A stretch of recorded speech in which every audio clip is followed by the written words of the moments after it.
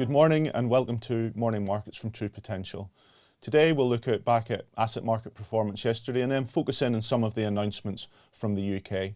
So looking at asset markets yesterday, a much better day from equity markets, particularly in the US, a large part of that coming through from good results from a number of retail companies in comparison to those which we saw earlier in the month, and that certainly did provide support into the US market. And indeed, it speaks to one of those themes that we've been discussing, the strength of consumption, the strength of the consumer in the US. So again, evidence of that still remaining relatively robust at this point in time.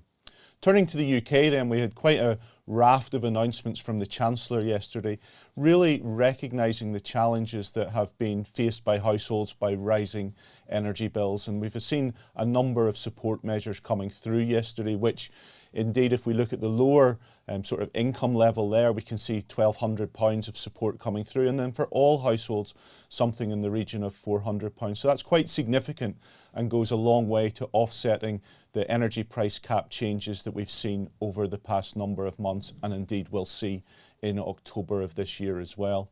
How is that being funded? It's been funded by something called a levy on oil and gas companies to effectively take some of the profit that they've been able to earn from higher oil prices. It's a 25% levy it's being described as, so not a windfall tax. And that 25% increases the tax rate for North Sea oil and gas producers from 40% to 25 or to 65% as a result. That has implications. Actually, it's not a one-off because it's in the legislation until 2025. So if we then look forward to and think about what does that mean for the economy, it probably means that the inflation rate, provided the ONS, so the Office for National Statistics, treat this as a rebate, it might mean that the inflation rate peaks at a slightly lower level than initially anticipated, so that 10.5% by the Bank of England. However, because it is additional money coming into the system and coming into our individual pockets, it probably means that the Bank of England will have to continue with their interest rate increases that they've suggested, and probably means that we do see rates getting close to 2% at some point by the end of this year. The other side is, what does it mean for those oil and gas companies? It certainly changes the fiscal or the taxation regime. And indeed, this morning we've seen a number of companies come out and comment that they may alter their investment plans as a result. So that is certainly something to watch as we go forward. Looking ahead to the rest of the day, we've seen Asia in positive market performance, just driven by what we've seen in the US.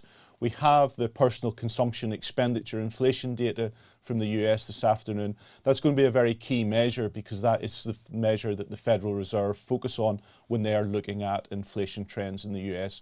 So we may see a little bit of a decline in that coming through, but we'll report back on that next week.